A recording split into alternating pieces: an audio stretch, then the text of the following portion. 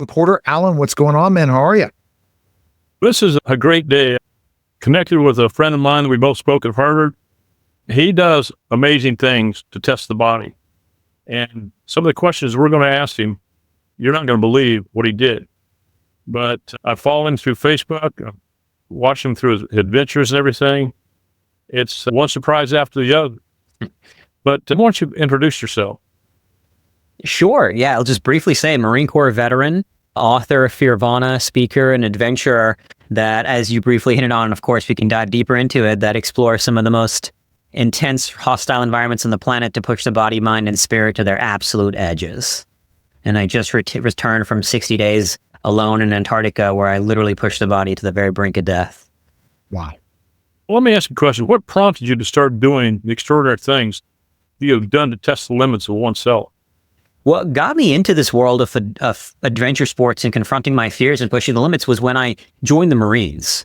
I moved to the US at the age of 13 from India, Singapore, and very quickly after moving here, I got heavily into drugs, into alcohol, lost 2 friends to addiction, was very self-destructive. I still have scars on my arm from cutting myself, burning myself, and I saw the movie Black Hawk Down. Have you all seen that movie? Yes. I've got friends in Black Hawk Down. Amazing. That movie touched my soul and it changed my life. Watching these men, specifically Gary Gordon and Randy Sugar, the Medal of Honor recipients who died saving Michael Durant, the courage, the awe-inspiring compassion of that, it made me change my entire life. It changed the trajectory of my life. I stopped doing drugs overnight. It took me a while to join the Marines because I have flat feet, scoliosis, and a blood disorder that 2 doctors told me would kill me in boot camp. But this was post 9/11, and here's a young kid wanting to go Marine Corps infantry. They found a way for me. So I enlisted in the Marines, and that birthed in me everything I am today. It taught me the value of going to war with the self to see what you will find. Marine Corps training was hard. I suffered, not just for myself and attaining something greater within myself, but you suffer for something greater than you, right? In the Marines, you know this, Alan's in the military, you fight for the others. Your men and your mission are more important than you. And that's beautiful to live in that world. So that laid the foundation to then say, all right, I'm scared of all these things. I'm scared of heights. I'm scared of open spaces. I'm scared of water. Got it. Let me go face all those fears. So I went rock climbing, mountain climbing, cave diving, scuba diving, you name it. And that laid the foundation for now me taking it further and further over many decades. And so you were talking about some of the things that you've done, but what would be the major highlights, especially, I guess, the Antarctica experience? I've run many ultra marathons. I did a 167-mile run across Liberia to raise funds to build a school, run for 24 hours. I've spent 17 days completely alone in a dark room, so dark you can't see your hand in front of you. I've climbed mountains in the Himalayas. I've done polar expeditions all over the world. Probably dragged heavy sleds for over 1,200 miles, 100 days alone in the Arctic and Antarctica. Most recently, this 60-day expedition in Antarctica that was what many polar explorers call the boldest Antarctic expedition in modern times because it had never been attempted before, let alone completed. I was the first person on Earth to attempt what is essentially an impossible feat to cross Antarctica without dogs or kites. 4 years ago on a training expedition in Antarctica, I lost 2 fingers to frostbite, as you can see. And so played on some very extreme edges, but this most recent one was a culmination. I dragged a 420-pound sled uphill through some of the worst snow conditions in Antarctic history for 500 miles before I literally pushed the body to the very edge of death after 60 days alone out there. Why did you pick crossing Antarctica? So having done almost every outdoor sport you could think of, I've been very blessed to have climbed mountains, scuba diving, cross-country skiing, you name it. Polar exploration, polar travel, it's not as dangerous as, let's say, climbing up a mountain, but it is far more suffering. I've done big mountains, like, for example, when I was on Denali in Alaska a couple of years ago, it's the tallest mountain in North America. You're on a ridge line at 16,000 feet. There's a thin ridge with a 1,000-foot drop on each side of you. So when you're doing that, it's dangerous. You can actually fall off the mountain. Somebody did fall off the mountain when I was there. And but because of that, because of the danger, your mind is not wandering. It's right there in front of you on the one step in front of you. Even as you go up and down a mountain, it's more dynamic. The views are different. The terrain is different. Every day is different. In polar travel, every day is the exact same. For the first 30 days in Antarctica, all I saw was blank white nothingness. My first glimpse of a mountain was on day 31. But for the first 30 days, there was not a single other sight than blank white nothingness, and it's flat. So the mind wanders, and that's the most mentally draining element of it, is skiing into flat white nothingness day after day after day, doing the exact same thing. So while it's not as dangerous, it is mentally and physically the hardest thing that I've ever done. And that's what drew me to it. Not because of the suffering in and of itself, but what that suffering gives you access to. In life, right? You have to battle the dragon to find the treasure. So the bigger the dragon, the greater the treasure and the more epic the story. So I wanted to find the biggest dragon I could possibly find and battle that dragon to unearth the treasures of the spirit. How did you train? Yeah, he did. So how did you train and prepare for this? I spent 4 years directly training. I was on expeditions all over, did an expedition in Antarctica, expedition in Arctic. Physical training involved dragging tires. I live in Arizona, so sometimes in temperatures as high as 125 degrees in the summer of Arizona, dragging tires around local parks. I spent 10 days in that dark room to master my relationship with myself, to train in solitude. I spent months refining a nutritional plan, every piece of gear, because I was carrying all my own weight in 2 sleds that initially weighed 420 pounds. Every piece of gear had to be vetted and tested. I literally cut my toothbrush in half to save 5 grams. So wherever I could save weight, every piece of gear to test and to save weight. And on top of all this, we had to raise $1.1 million from scratch to fund this expedition, because it was such a bold expedition to do logistics in a place like Antarctica for that long a period of time. There was never a logistical plan put together in place for an expedition of this magnitude. So we had to train physically, mentally, with gear, preparation, study maps, and raise $1.1 million. In all honesty, the 4 years leading up to Antarctica was in some ways harder than Antarctica itself. It was brutal. I remember watching you going up the side of mountains, pulling those tractor tires. And I'd show my wife, she says, "Who's that crazy guy?" I get that a lot, my friend. As you can imagine, especially when people see me dragging tires around parks, people are like, "What are you doing?" I get stopped a lot. You made it about 500 miles, right? 500 miles, yep. Going uphill through, we ended up getting some of the worst snow conditions in modern Antarctic history. There were 4 other adventurers out there attempting different kinds of records. Everybody failed. The snow conditions were so brutal. There were days out there where I would be dragging these 2 sleds. They would get stuck in the snow. I would have to fight that out with all my might. 3 steps later, they would get stuck again. And this would go on and on for 9 to 10 hours a day. It was unforgiving. It was unforgiving. Did you? One question I got for you. Did you have any music or any motivational speaking that you took along with you? And I listened. So I would say I spent about 40% of the time listening to nothing.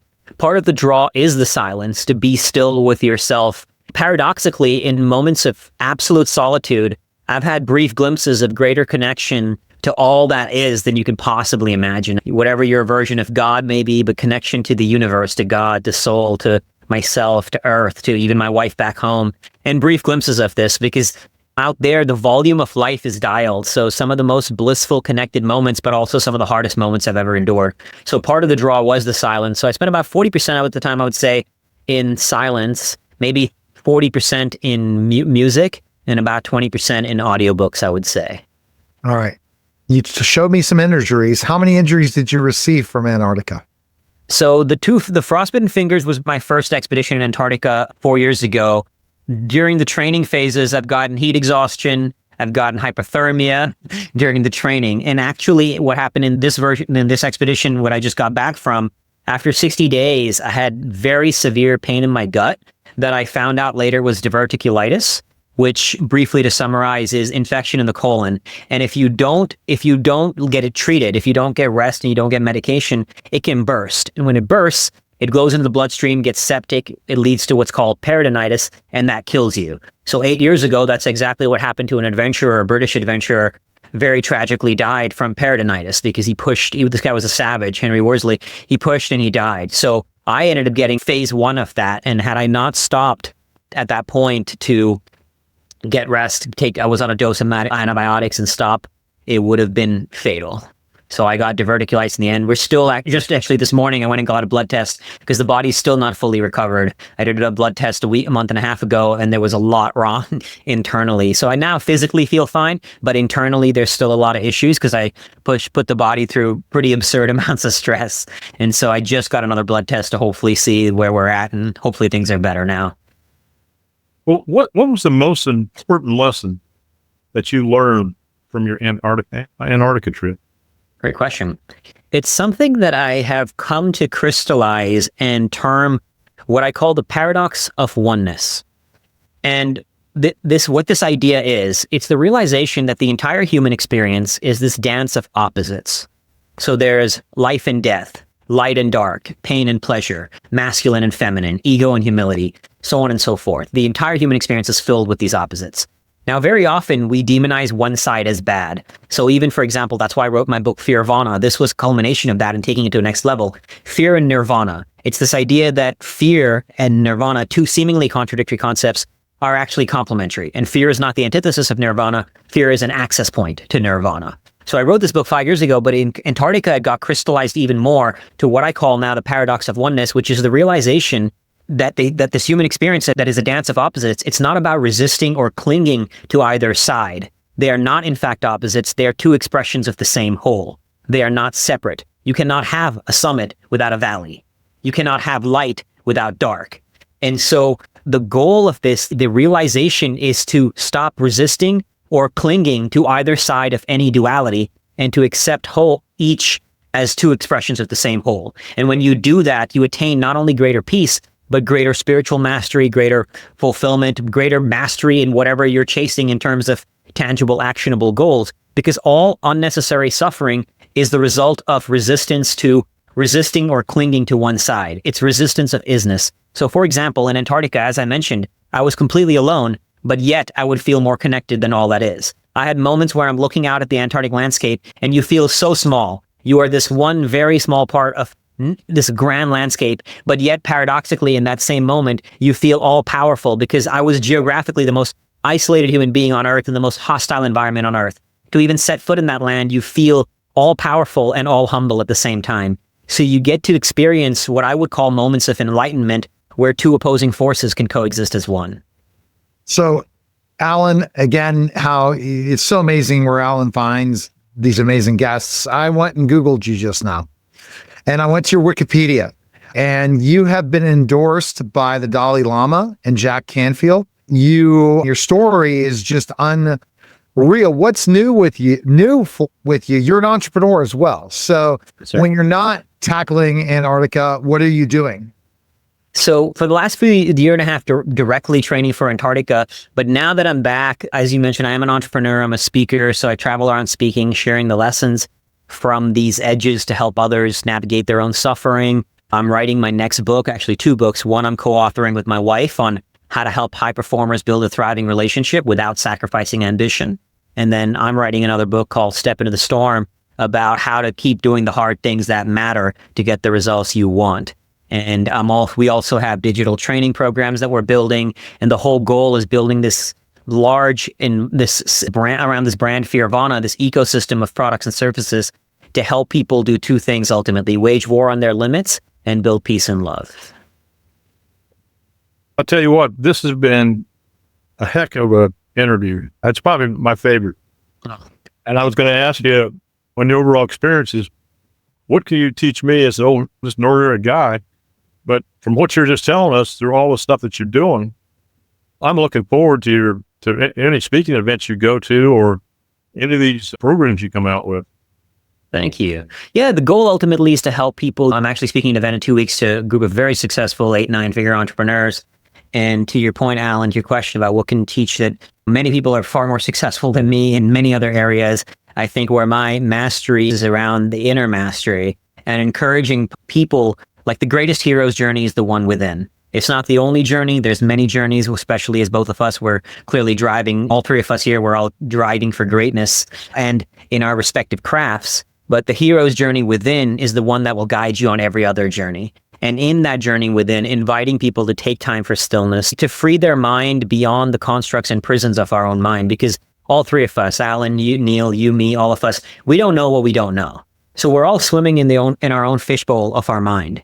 And what I help people do, what I speak about is going beyond that fishbowl to free our mind into constructs that expand us to not just iterative growth, but exponential growth, that quantum leaps into brand new versions of ourselves that an old version can't even fathom. And the way to do that is through one, setting impossible goals, taking time for stillness and surrender, being in places where you're no longer imprisoned by thought, which is ultimately conceptual, but you're freeing your mind to the vast expanse of the limitlessness of pure experience, which is ultimately eternal. And when you do that, you expand the consciousness of your soul and you expand the results you can create, whether it be financial results or in your relationship or the practical results in our life as well. And helping people do that, because it's just not only more exciting, but it's also a more fun way to live, and you create better results. It's a win. Best place we can find info on you. Where can we go? Fearvana, at Fearvana on Instagram, Fearvana. The book is on Amazon, paperback, Kindle, Audible, and the website Fearvana as well. All right. And go to strategicwealthstrategies.com. Check out Alan Porter, and you can contact you, Alan, best places. 910-551-1046.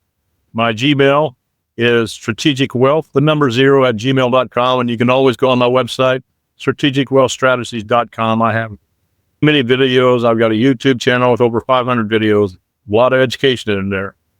Oh, I really appreciate you being on here today with us. And I become educated again. All right. That was the Strategic Wealth Strategies podcast, guys.